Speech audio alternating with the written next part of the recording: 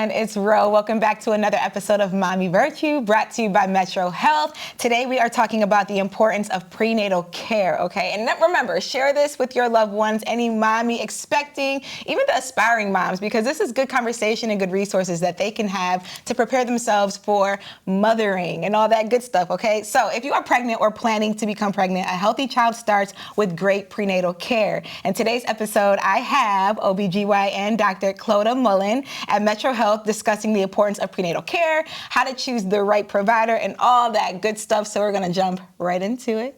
How you doing? Good, how are you? I'm good. So, when people think of prenatal care, I think I'll speak for myself. When I hear prenatal, you think the prenatal pills, like the vitamins, right? But Very prenatal true. care is so much bigger than the vitamin that we're supposed to take when you're planning for a baby. So let's talk about why prenatal care is so essential for both mom and baby. Yes, so throughout a pregnancy, we see patients throughout their pregnancy to kind of check and make sure that they're doing okay. So any medical conditions that they come into the pregnancy with, making sure their baby is adjusting appropriately to pregnancy, that they're adjusting appropriately to pregnancy, that they're ready for labor, they're ready to be a mom, and also kind of make sure that we check and make sure that there's not something developing during the course of the pregnancy that we could intervene on and help them have a better outcome for both them and the baby. And just for those who might be questioning what that is, what are some examples of what you could see beforehand? So gestational diabetes, preeclampsia. I remember that drink. Oh, yeah, it's gross. Feels like a flat if you soda. know, you know. It feels like a flat soda, right? Kind of. Depends on which flavor you get, I suppose. But so gestational diabetes is a big one. Elevations in blood pressures towards the end of pregnancy are really important to diagnose, address, and kind of intervene at the right moment. Growth restrictions, so babies that are kind of not growing as well also need to be monitored really closely. So we try and keep close tabs on how the baby's growth is as well. Those are probably the top three things that we look for. There's lots of other fun little ones, but no need to make people nervous. Exactly, right? You want to get them encouraged and excited about having a baby. Exactly. What factors should expecting mothers consider when choosing a healthcare provider for their prenatal and potentially postpartum care? Yes, so there's a lot of different factors that I encourage people with. I think the number one thing is you want to choose somebody that you feel comfortable with.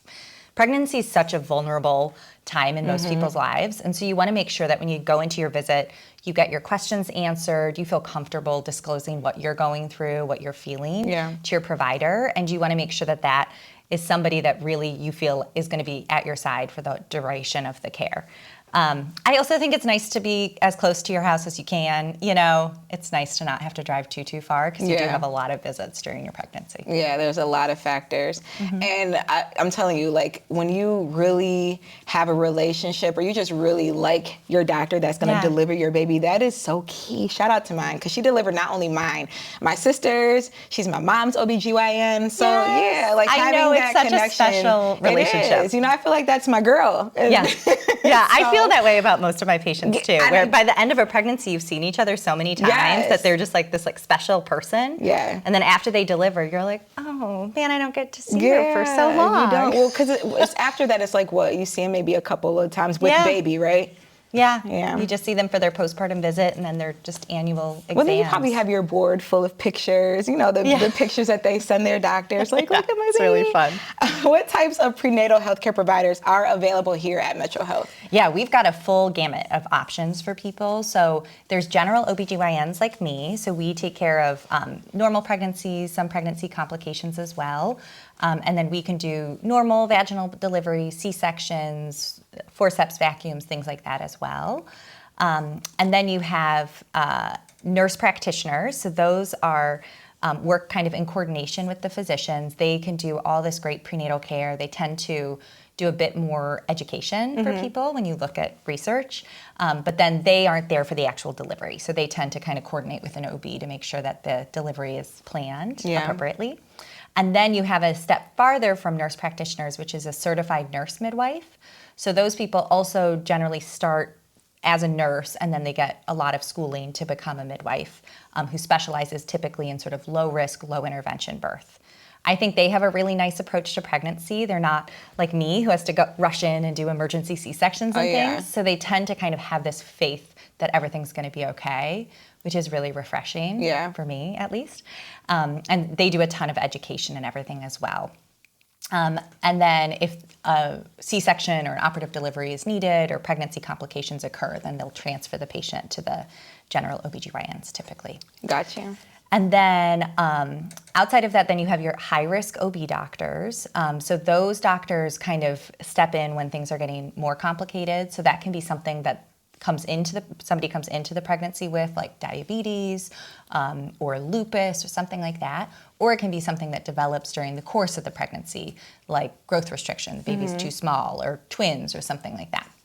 And then we also have family medicine doctors who will take care of pregnant patients, which is great because they can do normal deliveries and all the prenatal care. And then they can also take care of the mom and the baby afterwards, which I think is really special to kind of be considering both the mom and the baby throughout that postpartum recovery, because it tends to kind of split for most people, but they kind of keep it a combined process.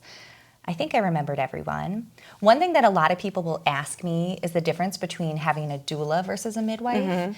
And so they're two, historically they're very similar, but the way that they are now is very different. So a midwife has gone through, they generally start out as a nurse and then they get a lot of additional schooling to be able to deliver the baby, do the repair, all that sort of stuff.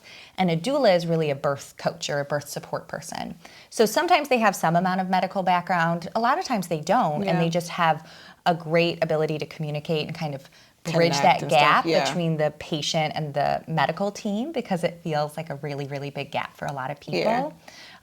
So that's kind of where they come in. They come in as that interpreter, that support person that kind of goes between the two teams rather than the medical person delivering the baby.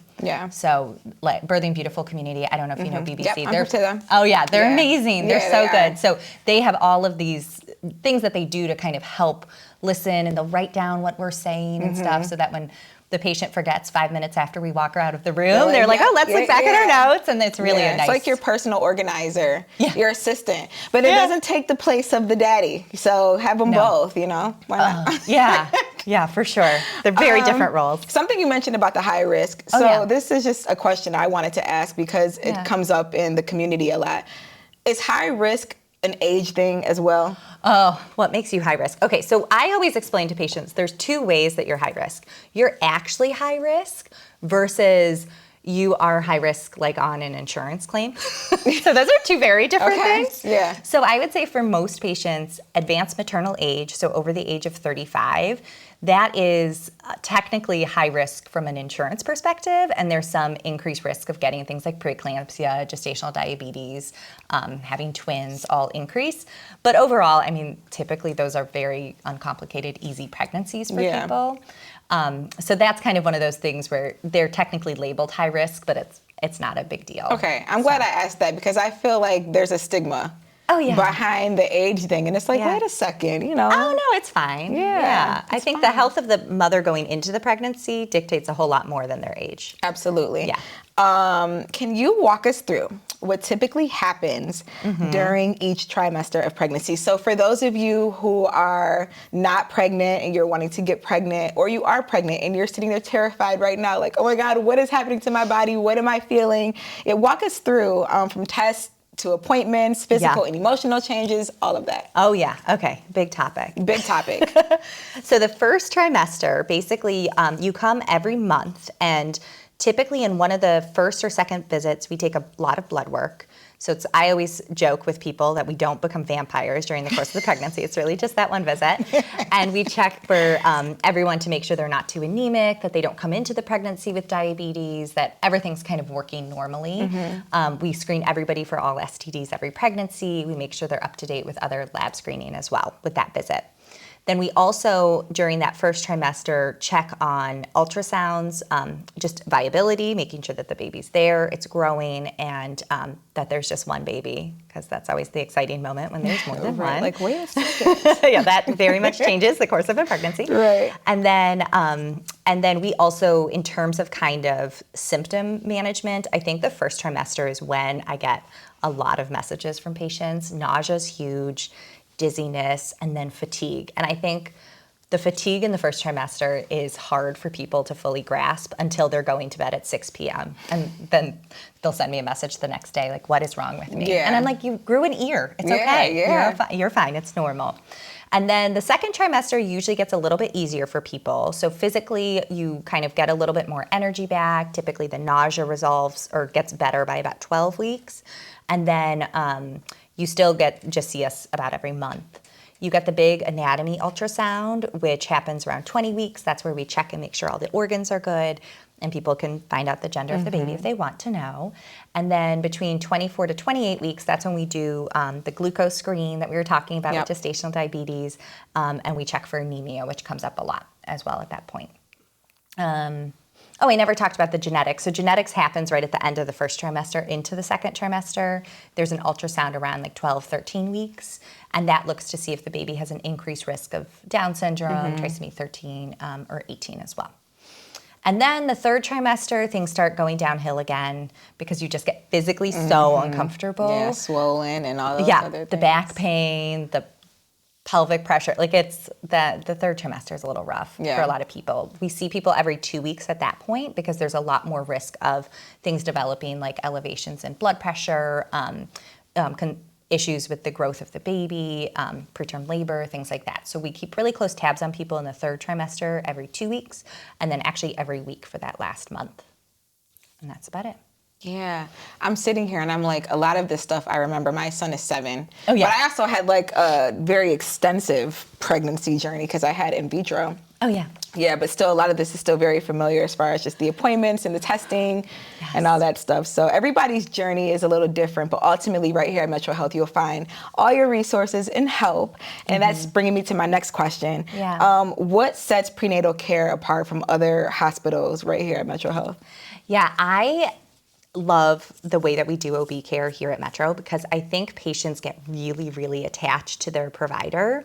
And it's really sweet how the whole system kind of coalesces to make sure that that patient really has their person.